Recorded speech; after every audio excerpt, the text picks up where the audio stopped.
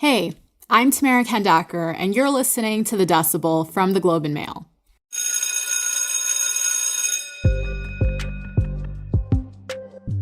So it's almost Labor Day weekend, which means we're approaching yet another pandemic back-to-school season. Things are, of course, a bit different this time. About 64% of kids aged 12 to 17 are fully vaccinated. And across the country, schools are opening their doors to students who want to come back. Most kids with COVID have mild symptoms, and there isn't enough evidence yet to conclude that Delta causes more severe disease in children than other variants. But given how transmissible Delta is, and that kids under 12 aren't vaccinated, there have been more cases involving children and more reports of kids being hospitalized in places where the virus is surging. Having said all this, a lot of kids are excited to go back, if not to see their friends and teachers, then just to have something to do other than be at home. But there is a lot for parents to consider. What safety precautions have schools put in place to protect kids from getting infected, and are they good enough? Is sending them back worth the risk? We're just days away from school starting, Tamara, and everything is still being figured out. Yeah, sounds like it. And I think, we don't know what a vaccine policy would look like in a school board. Carolyn Alfonso is the Globe's education reporter, and she's been keeping an eye on school reopening plans across the country. She's back on the show today, and we're going to talk about what the start of yet another school year is going to look like and how to prepare. You're listening to The Decibel.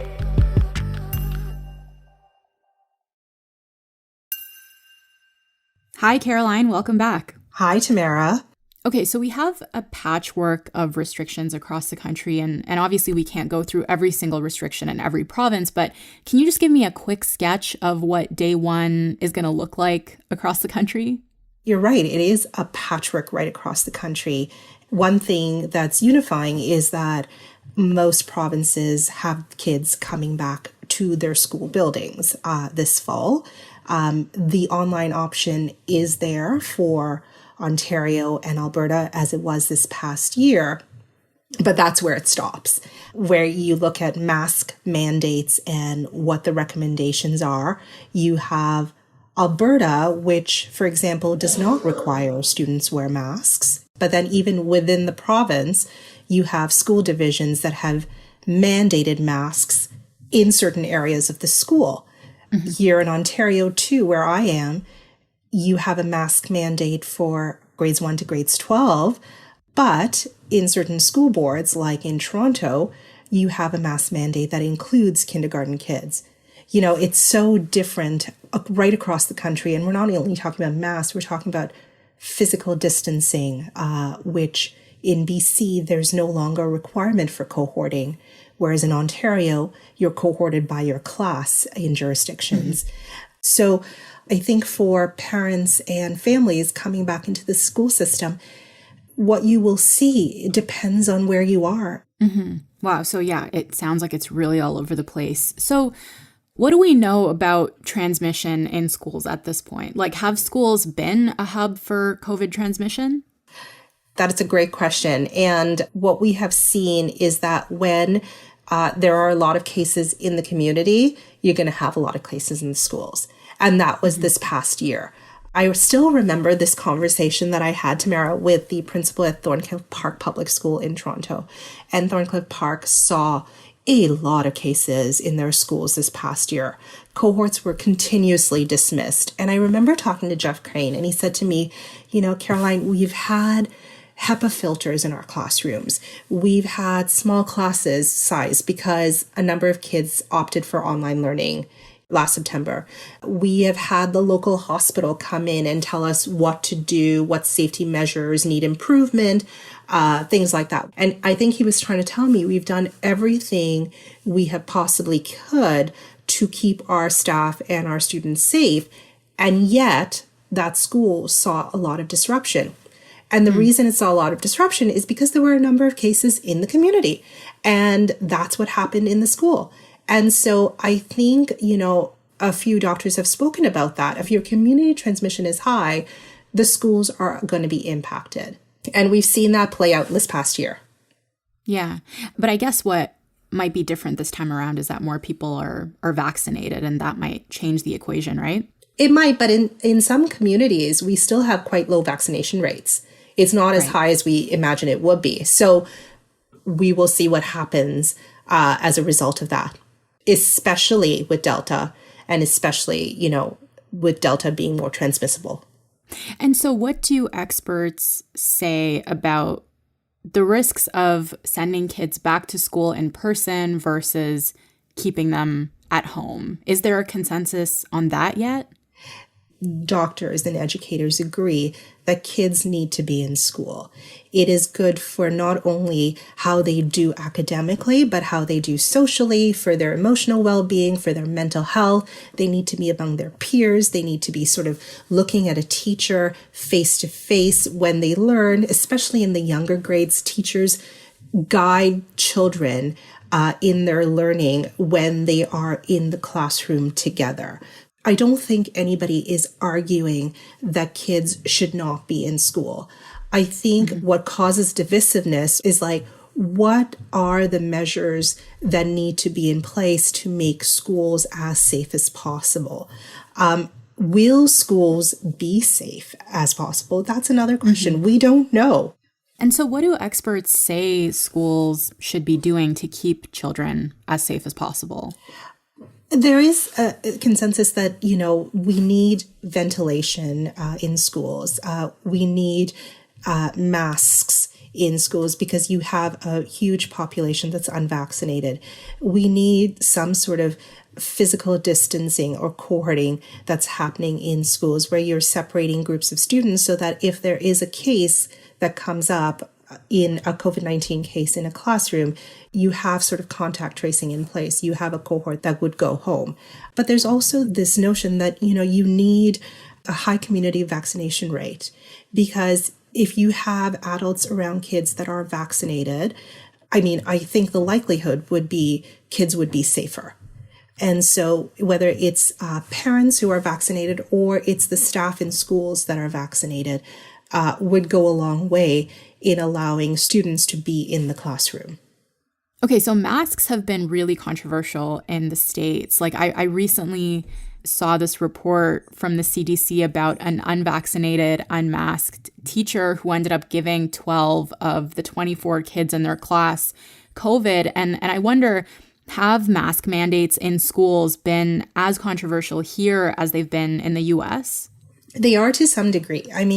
If you look at across the country and how provinces have not mandated masks necessarily, but recommended them, even among doctors that I've spoken with, when you look at some of the reports that have come out from the hospitals in Ontario, the children's hospitals in Ontario, early last year too, there was no consensus on masks in schools. There's one side of the argument where there are some that feel that teachers and students wearing masks, especially in the younger grades, hinders learning, that children need to see the facial expressions that their teachers have in order to learn.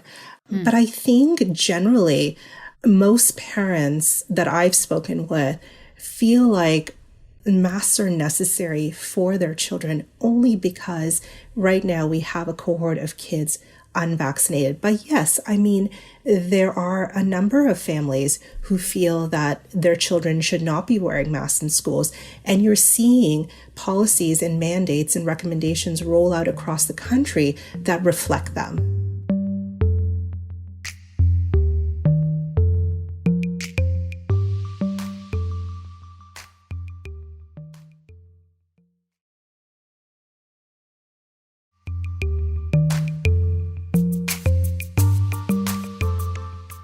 So what should schools do if a student tests positive or is exposed to COVID? What do experts say the policy should be there?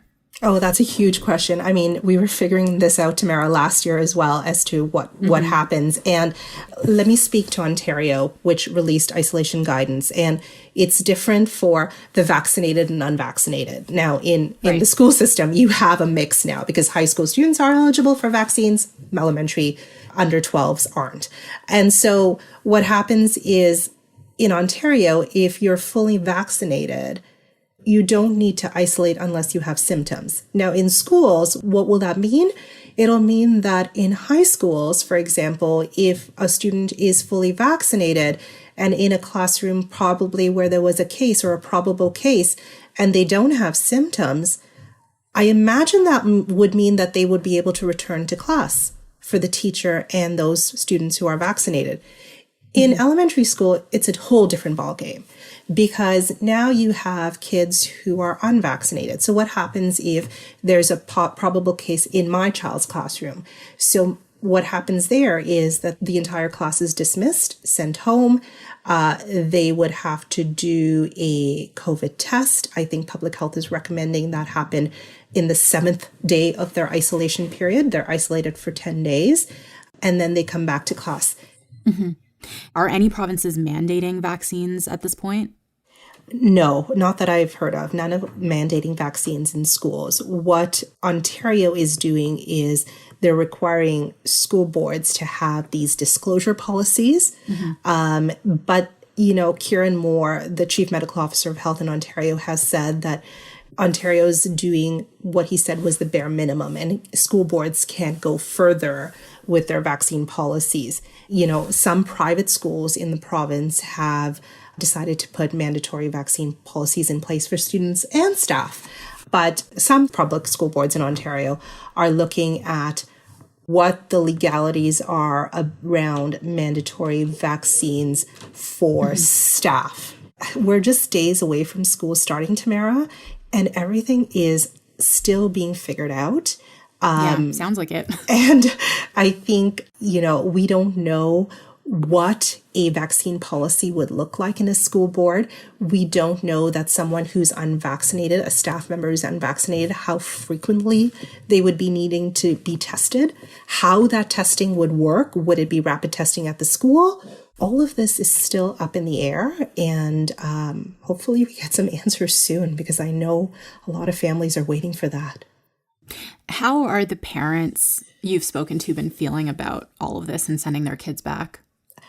I think the overriding sentiment that I've heard from parents is anxiousness. My colleague Dave McGinn and I wrote a piece recently on how parents are feeling about the return to school. This is the third school year of COVID-19, third year of what many are expecting to be another very disruptive school year for kids. So I think parents they're nervous about the disruptions, but the data is showing that parents are sending their kids to school.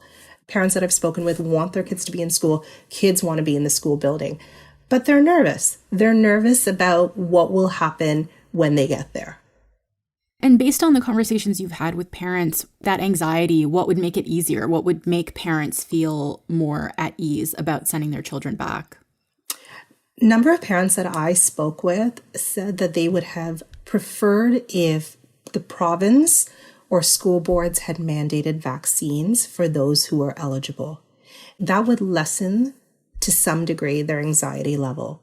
They thought that was an important step to keep their children, especially those who are under 12, safe. Parents that I spoke with were okay with the mask mandates. They were okay with sort of the distancing that happens in classrooms or between classrooms. But I think the vaccination issue was a big one for them, and they didn't feel that that was addressed. I also read in something that you wrote that a lot of parents seem frustrated because they were asked to decide in late July or early August whether or not to send their kids back. And they're frustrated because COVID numbers were lower at that point than they are today with Delta spreading. That's right. So, in Ontario, where families get to choose between online and in-person schooling, a lot of those deadlines were quite early. Parents felt they had to make the decision too soon. But for school boards, a lot of the planning for the following school year happens late in June, early in the summer. And so they need to make decisions around what a classroom will look like, how many students in a class, who that teacher is. And that is a lot of work, particularly for large boards, to be able to coordinate all of that. And so from what I heard from school boards, they tried to push the deadline as far back as they possibly could in order to do all the planning necessary when kids get back to school in September. Do you have any practical advice for parents to help them get ready for what looks like yet another year of uncertainty? Be patient with your teachers as you were last year. They are dealing with a lot. I think what we'll see this school year as parents is that school boards, schools, principals, teachers are more, they know how things have been done and all those protocols will be followed. It will be smoother from that standpoint. They know how recess is supposed to work. They know how lunchtime is supposed to work. They know about physical distancing and masking and how all that's supposed to work. So hopefully that will mean that we don't have a huge learning curve that we did last fall. Practically, if your kids have to wear masks again in school, maybe sort of practice that one more time. These are things that teachers will guide kids in, but practically as parents, there's no reason you can't do it before the school year starts. So you're a parent. How are you thinking about risk when it comes to sending your kids back? Oh, so I have two children. One is 10 and one is 6. And my kids are so excited to go back to school. Like, you have to remember, Tamara, my kids were home in April when the Ontario government shut down schools to in-person learning. And, I'm very lucky. I have two kids who were adaptable and did fine online, but they miss their friends. They miss being in the classroom. They miss that aspect of things. Assessing risk is a really tricky question for me personally. I mean, I'm sending my children back to school, but that is the only risk I am willing to take. So in the meantime, we as a family don't do anything indoors with anybody. Everything is done outdoors. We meet extended family members outdoors. We meet friends outdoors. If situations warrant, kids wear masks, but outdoors, we're more lenient. We don't force them to wear masks outside. But school is the one risk that my partner and I are willing to take for our kids because we feel that they really need it. Now, right now, they will be in school in September. Talk to me maybe in October or November and see how I'm feeling then. But right now, they will be going to school. Okay, Caroline, thank you so much. Thanks for having me, Tamara. All right, that's it for today. I'm Tamara Kendacker. Our producers are Madeline White and Kasia Mihailovich. David Crosby edits the show, and Angela Pacenza is our executive editor. Thank you so much to Carolyn Alfonso. You can find her on Twitter at CAlfonso. That's CALPHONSO. If you want to reach us, we're at the Decibel at globeandmail.com. If you want to reach me, I'm on Twitter at Anima_TK. If you haven't already, hit that follow button wherever you're listening so you never miss an episode. Thank you so much for listening, and I'll talk to you tomorrow.